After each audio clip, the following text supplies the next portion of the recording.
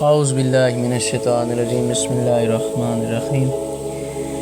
ہم علم عبرانیات کی کتاب پڑھ رہے ہیں 14ویں کلاس کی، جس میں ہم یہاں پر پہنچے ہیں کہ باب نمبر 1 ہے، جس میں ہم نظریے کی اقسام پڑھنے جا رہے ہیں، ٹائپس آف تھیوری۔ نظریے کی مندرجہ ذیل اقسام کین لاک نے اس طرح بیان کی ہے: رسمی و غیر رسمی نظریے، فارمل اینڈ انفارمل تھیوریز۔ رسمی نظریے سائنسی تحقیق کا نتیجہ ہوتا ہے۔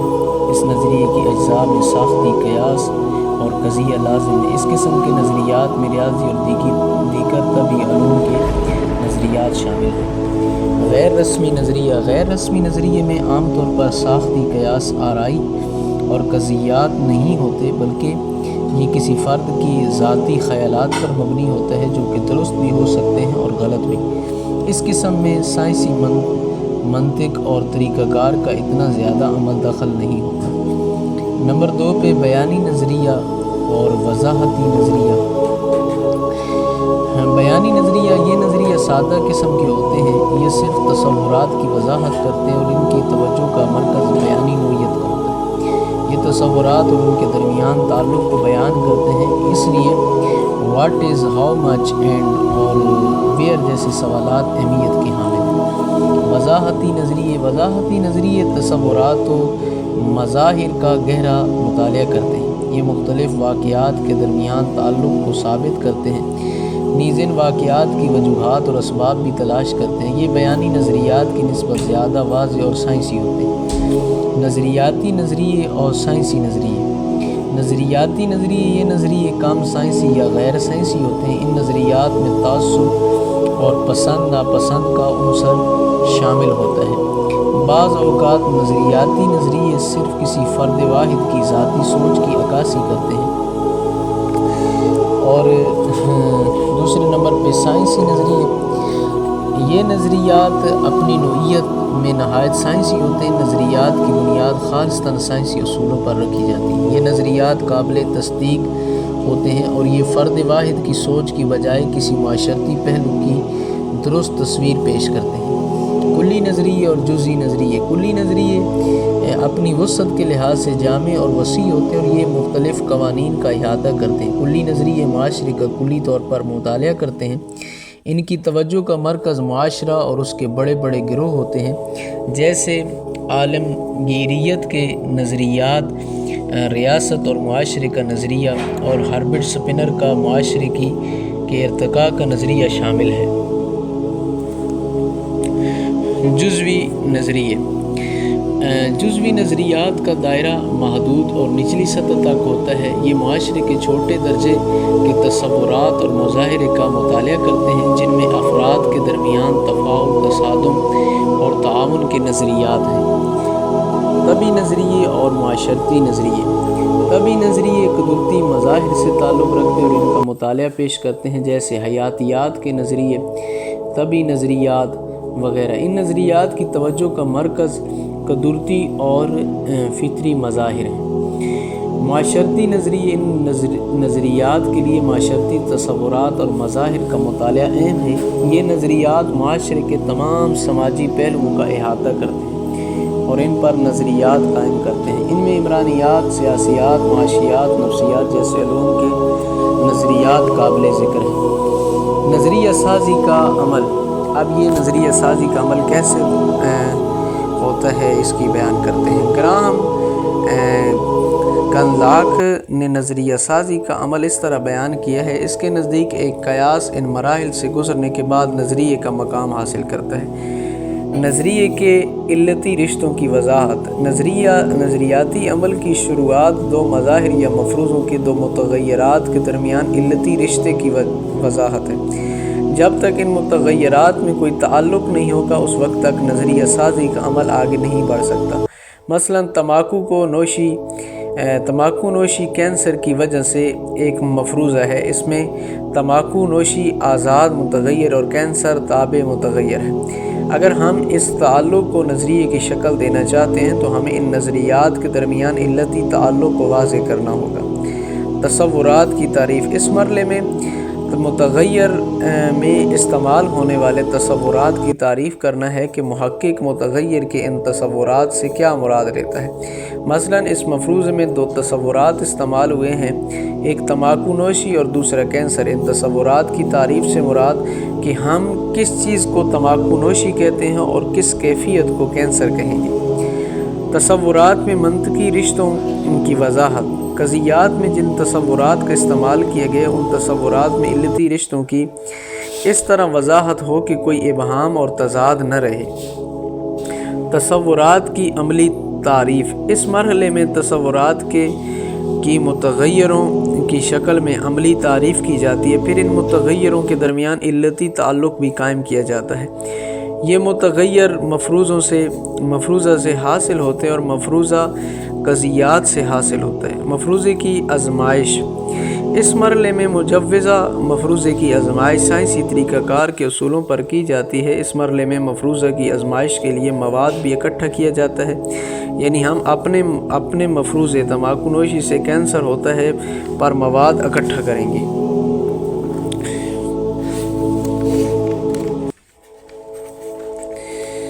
اس سے آگے مواد کا تجزیہ۔ مفروضے کی آزمائش کے لیے جمع شدہ مواد کا تجزیہ کیا جاتا ہے۔ یہ تجزیہ شماریاتی اور غیر شماریاتی تجزیے کی شکل میں ہو سکتا ہے۔ مواد کو تجزیہ کرنے کے بعد جو حقائق سامنے آئیں گے وہ یا اس مفروضے کی حق میں ہوں گے یا اسے درست ثابت کریں گے یا پھر اس مفروضے کے خلاف ہوں گے جس سے مفروضہ غلط ثابت ہوگا۔ لیکن ان دونوں صورتوں میں یا مفروضہ قبول کر لیا جائے گا یا پھر رد کر دیا جائے گا، یعنی مواد کے تجزیے کے نتیجے میں یہ بات ثابت ہوگی کہ تمباکو نوشی کینسر کا باعث ہے یا پھر نہیں ہے۔ حقائق کی تشریح۔ مواد کے تجزیے کے بعد جو حقائق حاصل ہوتے ہیں ان کی تشریح نہایت اہم اور پیچیدہ مرحلہ ہے، کیونکہ ایک ہی حقائق کی تشریح مختلف پہلوؤں میں کی جا سکتی ہے۔ لہذا یہ خیال رکھنا بہت ضروری ہے کہ جس نظریاتی پہلو کے حوالے سے یہ عمل کیا گیا ہے تو اسی پہلو کے حوالے سے مواد کی تشریح کی جانی چاہیے۔ مثلا اگر تصادمی مکتب فکر کے زاویے سے اس عمل کو کیا ہے تو پھر مواد کی تشریح اسی مکتب فکر کے اصول و ضابطوں کے تحت کی جائے۔ اگر فعلی مکتب فکر کے تناظر میں یہ عمل کیا گیا ہے تو پھر مواد کی تشریح بھی اسی تناظر میں کی جائے گی۔ نظریے کی جانچ۔ مواد کے تجزیے اور تشریح کے بعد ایک نظریہ حاصل ہوتا ہے۔ اس مرحلے میں نظریہ دان اس نظریے کی جانچ پڑتال کرے گا۔ اگر تو نظریہ دوبارہ درست ثابت ہوگا تو پھر یہ مسلمہ حیثیت حاصل کر لے گا اور متعدد بار اس مرحلے سے گزرنے کے بعد بھی اگر وہی نتائج آئیں تو پھر یہ نظریہ قانون کی شکل حاصل کر لے گا۔ جیسے ڈرخائم کا نظریہ خودکشی ہے۔ ڈرخائم کا نظریہ خودکشی ایک قانون کی حیثیت رکھتا ہے۔ اگر بار بار آزمائش سے یہ بات سامنے آئے کہ واقعی تمباکو نوشی سے کینسر ہوتی ہے تو پھر یہ نظریہ قانون کی حیثیت حاصل کر لے گا اور قانون آفاقی ہوتا ہے۔ اگر نظریہ سازی کے تمام مرحلوں کو جائزہ لیا جائے تو یہ کہنا بے جا نہ ہوگا کہ نظریہ سازی کا عمل دراصل تحقیق کرنے کا عمل ہے۔ تحقیق میں بھی محقق کم و بیش انہی اقدامات کو اٹھاتا ہے جو کہ ایک نظریہ دان کو نظریہ سازی میں کرنے پڑتے ہیں۔ در حقیقت بنیادی تحقیق کے نتیجے میں نظریات ہی تو حاصل ہوتے ہیں۔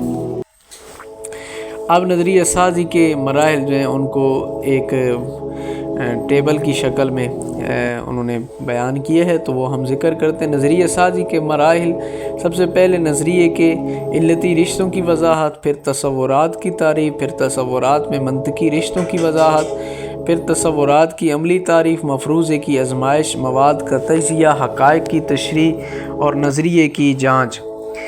آگے ذکر کر رہے ہیں عمرانی فکر و عمرانی نظریے میں فرق۔ عمرانی فکر اور عمرانی نظریہ دونوں انسان کی معاشرتی زندگی سے تعلق رکھتے ہیں۔ فکر ایک ایسی سوچ ہے جو درست بھی ہو سکتی ہے اور غلط بھی، یعنی مفروضے کا مقام رکھتی ہیں۔ کچھ افکار اتنے بلند مقام پر ہوتے ہیں کہ وہ مفروضے کی حدوں سے گزر جاتے ہیں اور ان کی صحت کی دلالت عام مشاہدے میں کی جا سکتی ہے۔ ایسے افکار نظریے کے قریب تر ہوتے ہیں، صرف تحقیق کے مراحل میں سے گزرنے کی ضرورت ہوتی ہے۔ اگر عمرانی فکر کو کچی اینٹ سے تشبیہ دی جائے تو نظریہ پختہ اینٹ کا مقام رکھتا ہے۔ عمرانی فکر میں خیالات کی گہرائی اور سوچ و بچار پایا جاتا ہے، کسی مسئلے یا واقعہ یا حالت سے اس کا تعلق ہوتا ہے یا اس کی وضاحت کرتا ہے اور اس کا حل پیش کرتا ہے۔ آگے اب ان دونوں کے درمیان فرق کے لیے ایک انہوں نے ٹیبل بنایا ہے جس میں اب فرق جو ہے وہ واضح کریں گے۔ عمرانی نظریہ اور عمرانی فکر۔ عمرانی نظریے میں سب سے پہلا پوائنٹ، عمرانی نظریہ سائنسی علم کا حصہ ہے جس سے عمرانی اصول بنتے ہیں اور حالات سمجھنے و مسائل کو حل کرنے میں مدد ملتی ہے، جبکہ عمرانی فکر سائنسی علم کا حصہ نہیں ہے لیکن حالات کو سمجھنے میں مدد دیتا ہے۔ عمرانی نظریہ ایک اصول کا مقام رکھتا ہے جبکہ عمرانی فکر کو یہ عالمگیر مقام حاصل نہیں، وہ کسی علاقہ، گروہ یا زمانے کے ساتھ وابستہ ہوتے ہیں اور انہی مخصوص حالات میں مسائل کی وضاحت کرتا ہے۔ عمرانی نظریہ قابل مشاہدہ ہے، اس لیے اس پر تحقیق ہو سکتی ہے، جبکہ ہر عمرانی فکر قابل مشاہدہ نہیں، اس لیے ایسے افکار پر سائنسی تحقیق نہیں کی جا سکتی کیونکہ اکثر افکار فلسفیانہ انداز و مذہبی عقائد سے وابستہ ہیں، ان کا تعلق اس دور کی رسومات سے ہے۔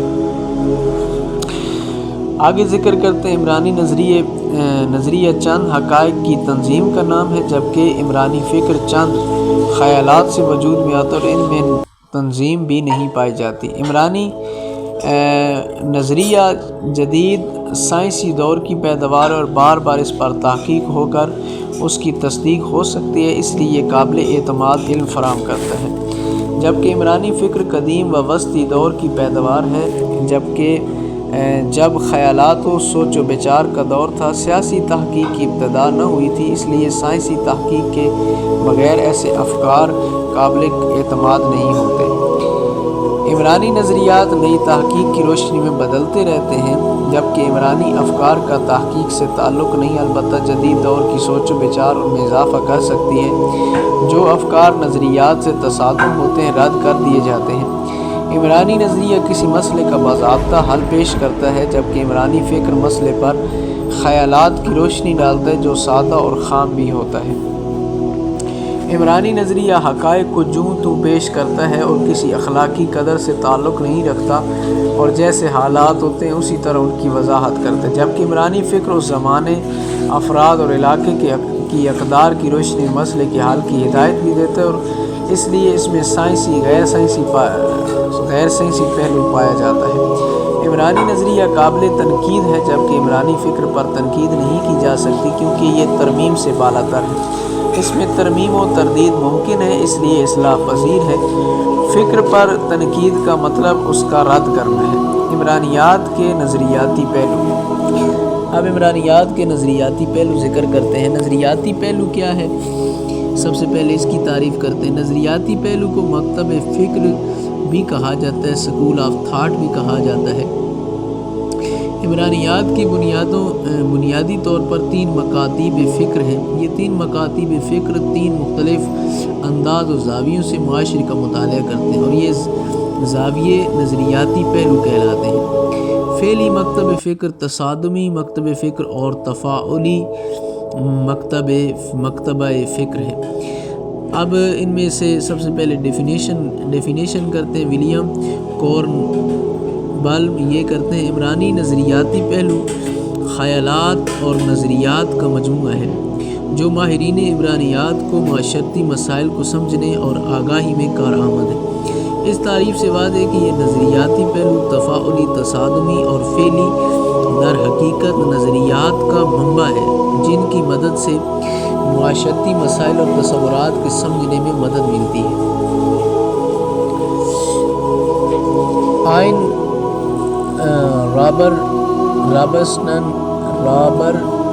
رابرٹسن کے بقول نظریاتی پہلو دراصل معاشرہ اور معاشرتی کردار کے بارے میں ایک جامع قیاس ہے جو ہمیں کسی خاص مسئلے کو سمجھنے میں رائے دیتے ہیں اور ہماری رہنمائی کرتے ہیں۔ کین براؤن وہ کہتے ہیں نظریاتی پہلو کو سمجھنے کے لیے اس طرح بیان کہ فرض کریں ایک بازار میں 4 افراد ہیں، دکاندار، خریدار، پولیس والا، جیب کترا۔ بازار میں ایک جیب کترے کی صرف لوگوں کی جیبوں پر نظر ہے اور وہ دن بھر صرف لوگوں کی جیبیں کاٹنے کی کوشش کرتے ہیں، جبکہ اسی بازار میں ایک دکاندار گاہکوں کو اپنی دکان کی طرف راغب کرنے کی کوشش کرتا ہے، جبکہ ایک خریدار اس بازار میں اچھی اور معیاری چیزوں کی تلاش میں دکانوں سے خریداری کی کوشش کرتا ہے، اور اسی بازار میں کھڑا ایک پولیس والا جرائم کو کنٹرول کرنے کے لیے کھڑا ہے۔ ذرا سوچئے کہ بازار ایک ہے مگر ان چاروں افراد کی توجہ کے نکات مختلف ہیں۔ یہ چاروں انداز دراصل بازار کو دیکھنے کے مختلف چار نظریاتی پہلو ہیں جو کہ اپنی اپنی جگہ درست ہیں اور چاروں ایک ہی بازار کے متعلق ہیں۔ اسی طرح فعلی، تصادمی، تفاعلی مکاتیب فکر بھی ایک معاشرے کے بارے میں تین مختلف آراء رکھتے ہیں جو اپنی اپنی جگہ درست ہیں۔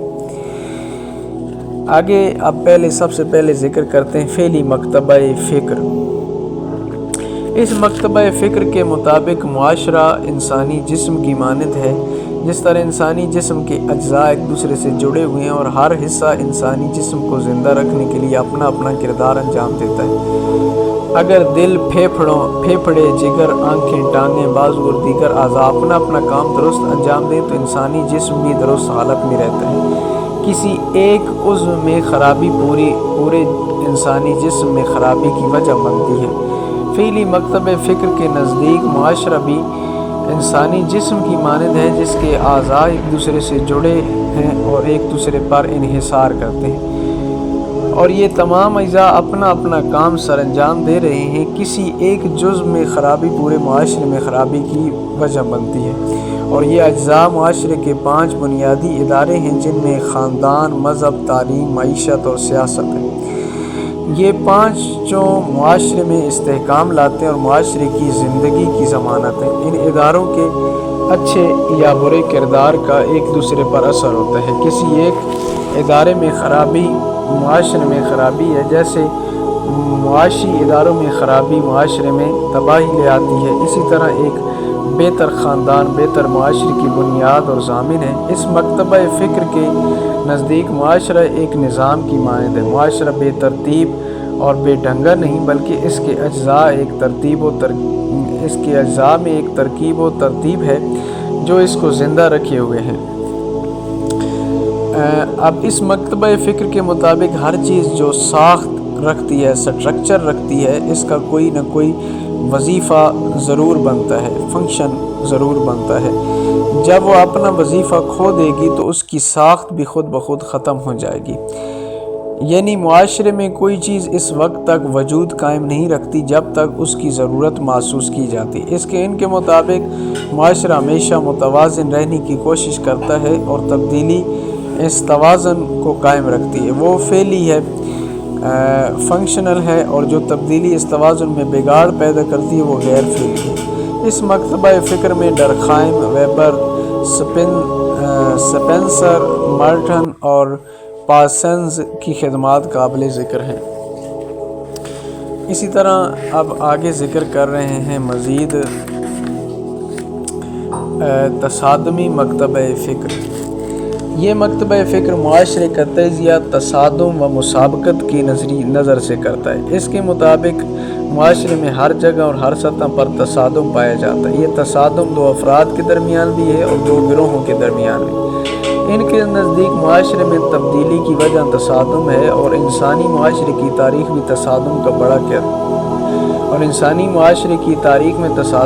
کردار ہے۔ اسی تصادم کے نتیجے میں انسانی معاشرے میں ترقی اور تبدیلی آئی ہے۔ ان کے نزدیک تصادم معاشرے کی ساخت کے اندر موجود ہے۔ تصادم کے نتیجے میں نئی صورتحال پیدا ہوتی ہے اور یہ نئی صورتحال دراصل معاشرتی تبدیلی ہے۔ افراد کے درمیان یہ تصادم مفاد کے تصادم کی وجہ سے ہوتا ہے۔ دراصل یہ تصادم افراد کا نہیں بلکہ مفادات کا ہے۔ اسی مکتبہ فکر میں کارل مارکس کے خدمات اہم گردانی جاتی ہیں، بلکہ کارل مارکس کو اس مکتبہ فکر کا بانی کہا جاتا ہے۔ اس مکتبہ فکر میں کارل مارکس کے علاوہ Frederick Angel, Hegel, Randal, Collins, سی رائٹ ملز اور ڈیرنڈ ورف کی خدمات قابل ذکر ہیں۔